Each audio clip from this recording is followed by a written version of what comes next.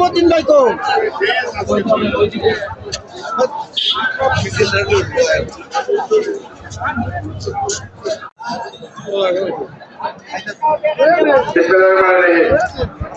আজকের এই বিশাল সমাবেশের সংগ্রামী সভাপতি, সংগ্রামী নেতৃবৃন্দ, সংগ্রামী ভাই ও বোনেরা, সবাই আমার পক্ষ থেকে আমি বৃহত্তর ময়মনসিংহের জাতীয়তাবাদী দল তার সকল অঙ্গ সহযোগী সঙ্গ করে লড়াকু যোদ্ধা ৭০ বৎসর পথে আন্দোলন সংগ্রাম করে যারা নিজেদেরকে ইস্পাত কঠিন শক্তি অর্জন করে আজকে এই নির্বাচনের পরিকরণে বিজয়ী করার দায়িত্ব গ্রহণ করেছেন জাতীয়তাবাদী দলের সকল ইউনিটের সম্মানিত নেতৃবৃন্দ, সকলকে ময়মনসিংহের প্রবেশদ্বার ময়মনসিংহ ১১ ভালুকা আসনের পক্ষ থেকে তাদের শীষ প্রতীকের পক্ষ থেকে আন্তরিক শুভেচ্ছা মুবারকবাদ ও সালাম জানাই। প্রিয় সাথী ভাইরা, আজকে আমাদের সামনে আমাদের নেতা নেতৃত্বে আগামী নির্বাচনে আমরা বিজয়ী হয়ে সরকার গঠন করব। প্রিয় সাথী ভাইরা, সেই লক্ষ্যকে সামনে রেখে দলের মধ্যে আগামী ৫ কোটি ঐক্য করে প্রত্যেকটি আসনে তাদের শীর্ষকে বৃদ্ধি করার উদার আহ্বান জানিয়ে আমার বক্তব্য শেষ করছি। আল্লাহ হাফেজ। বাংলাদেশ জিন্দাবাদ, বাংলাদেশ জাতীয়তাবাদী দল জিন্দাবাদ। বিএনপির প্রতিষ্ঠাতা শহীদ রাষ্ট্রপতি জিয়াউর রহমান, দেশনেত্রী মরহুম দেশনেত্রী বেগম খালেদা জিয়া অমর হোক। বাংলাদেশের আগামী দিনের কান্ডারি দেশনায়ক তারেক রহমান জিন্দাবাদ, জিন্দাবাদ। সকলকে ধন্যবাদ। প্রিয় সহযোগীবৃন্দ, আপনারা ভোটের কারণে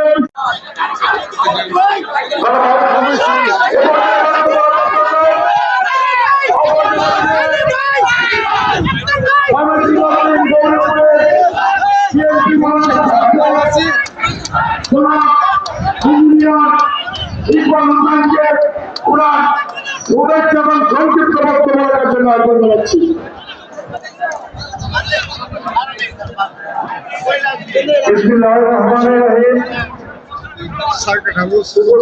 আজকে সন্ধ্যা সভাপতি, উপস্থিত সুধীবৃন্দ, আমার সামনে আমার সহযোগিবৃন্দ, আসসালামু আলাইকুম। আপনারা সবাই এই দূর দূরান্ত থেকে এসে এই সভাকে সাফল্যমণ্ডিত করার জন্য আপনাদেরকে আন্তরিক ধন্যবাদ জানাই।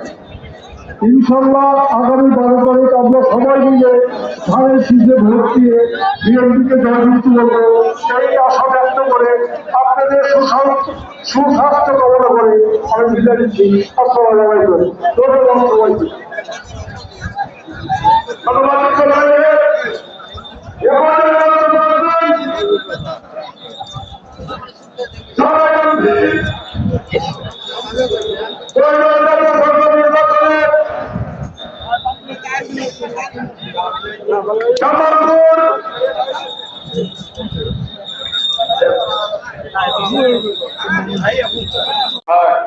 এবং জেলা পর্যায়ের নেতৃবৃন্দ, উপস্থিত ভাই বোনেরা, আসসালামু আলাইকুম।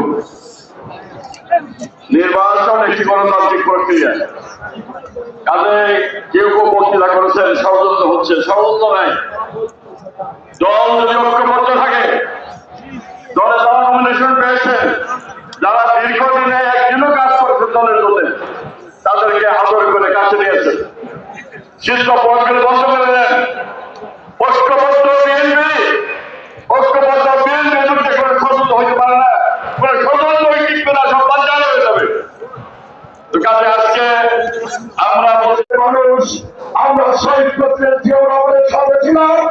বাংলাদেশের মানুষ আমরা বেগম খালেদা জিয়ার সাথে ছিলাম।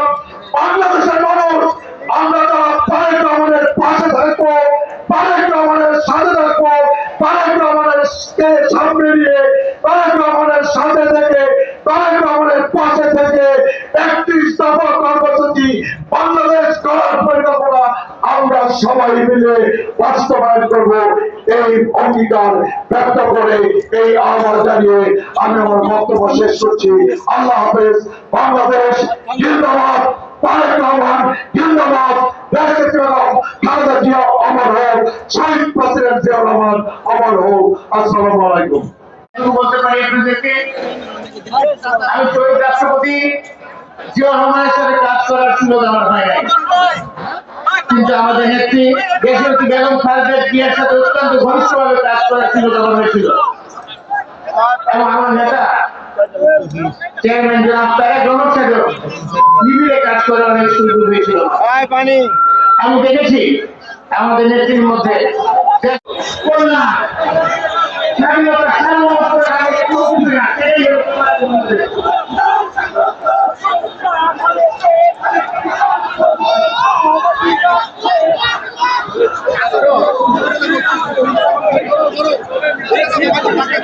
বাংলাদেশের মাঠেও মানুষ ক্ষমতা আছে, মানুষ প্রধানমন্ত্রী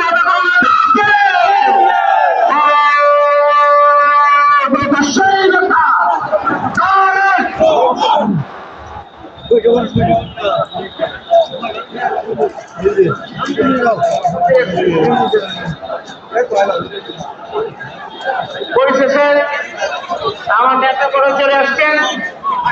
আমি এতটুকু বলবো, আমার নেতাকে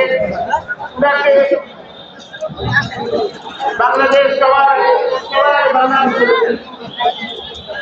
ইনশাআল্লাহ সবার বাংলাদেশে হবে।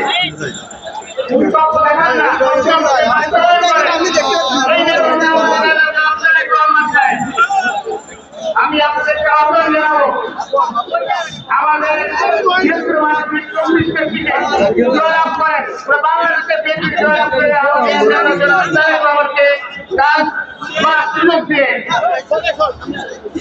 এবং সেই সাথে তিনি যাতে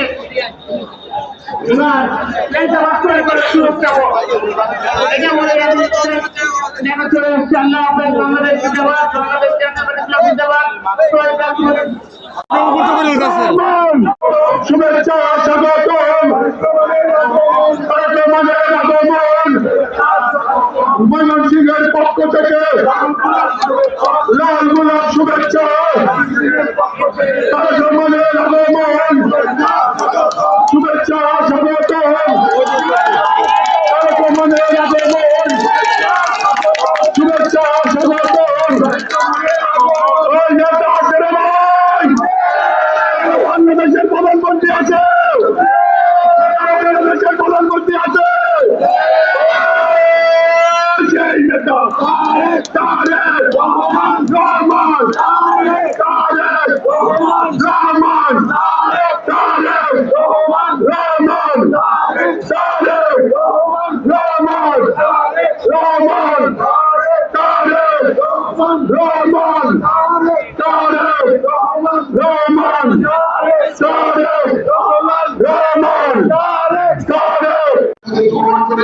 কিন্তু পরিকল্পিতভাবে একাত্তরের চেতনা মুছাদের সর্বত্র স্বাধীনতা বিরুদ্ধে অংশ করছে। সেই চক্রান্ত পুনরুদ্ধার করতে হলে এই মানসিক বিভাগের সর্বোপরি সভাপতি ঐক্যবদ্ধভাবে আগামী দিনে তাদের শিল্পের পক্ষে কাজ করতে হবে। আমাদের প্রিয় নেতা তাদের নেতৃত্বে আমরা এই ভবিষ্যৎ উন্নয়ন শক্তিতে এগিয়ে যাওয়ার জন্য আমাদের 34টি আসনে তাদের দৃষ্টি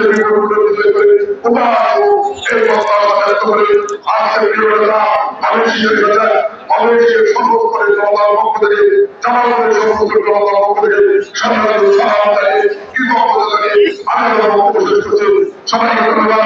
আল্লাহ সকলকে মদত করুন। আসসালামু আলাইকুম।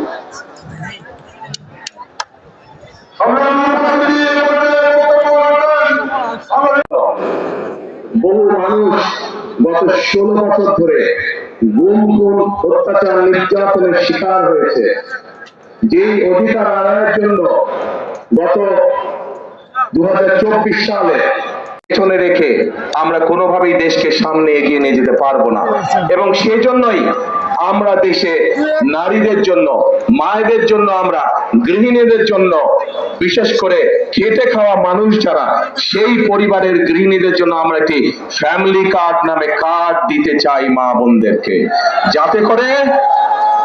যাতে করে এই ফ্যামিলি কার্ডের সুবিধা প্রত্যেকটি মানুষের, প্রত্যেকটি পরিবারের কাছে, অল্প হলেও প্রত্যেকটি পরিবারের কাছে পৌঁছতে পারে, এবং যাতে করে তারা প্রতি মাসে কিছুটা হলেও স্বাচ্ছন্দ্যে কয়েকটি দিন অতিবাহিত করতে পারে, একটু হলেও যাতে করে তাদের সহযোগিতা হয়।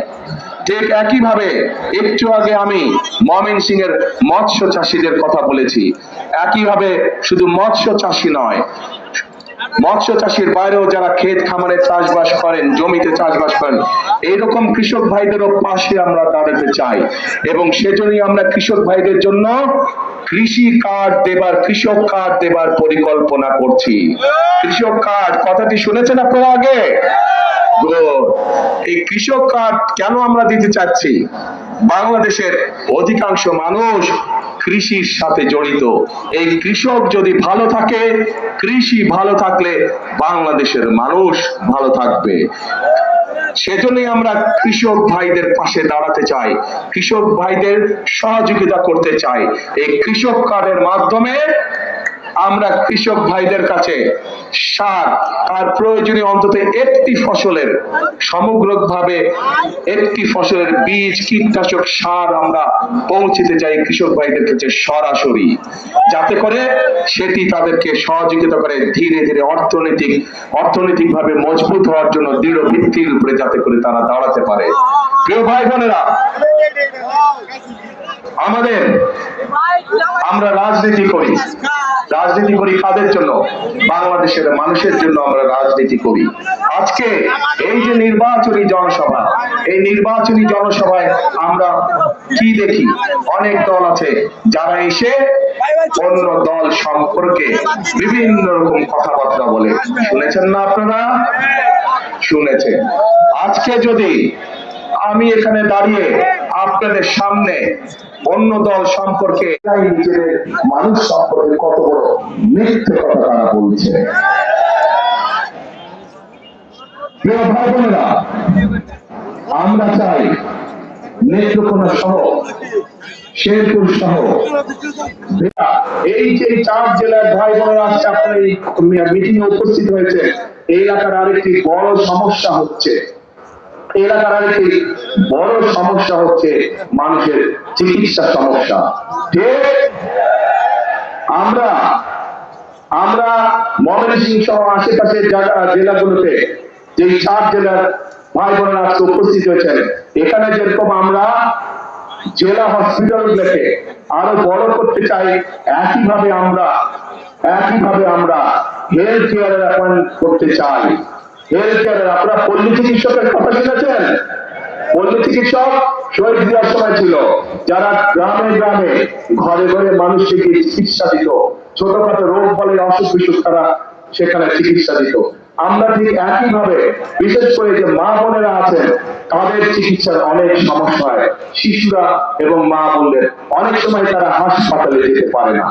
আমরা চাই এই মা বোনদেরকে সুচিকিৎসা দেওয়ার জন্য, আমরা চাই মা বোনেরা সহ শিশুরা যেন ঘরে বসে চিকিৎসা পেতে পারে, ছোটখাটো অসুখ বিসুখের চিকিৎসা যাতে তারা সেই সেবা দেবে। সেই জন্যই আমরা চিকিৎসা ব্যবস্থাকে উন্নত করতে চাই। চিকিৎসা ব্যবস্থা আমরা হেলথ কেয়ারের নিযুক্ত করার মাধ্যমে চিকিৎসা ব্যবস্থা আমরা তাদের ঘরে ঘরে পৌঁছে দিতে চাই। প্রিয় ভাই বোনেরা, এই ময়মনসিংহ জেলা একটি অন্যতম কৃষি প্রধান এলাকা।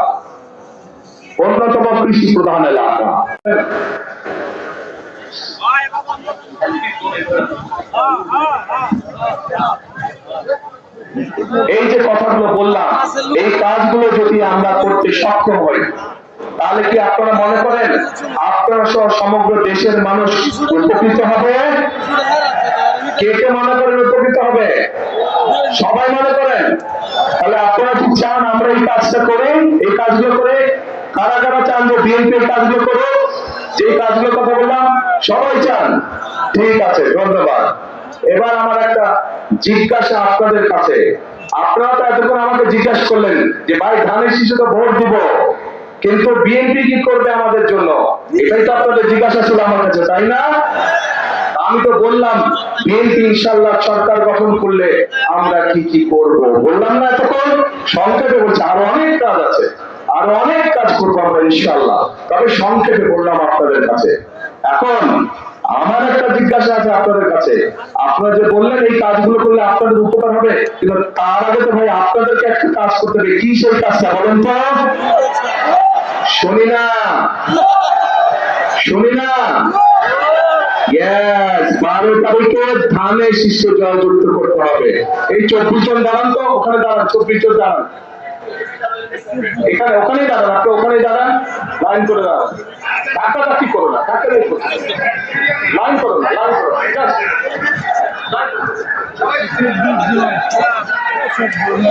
এই যে আপনাদের সামনে 24 জন ব্যক্তি দাঁড়িয়েছে, 24 জন মানুষ দাঁড়িয়েছে, প্রত্যেকের হাতে দেখেন ধানের শীষ, দেখছেন?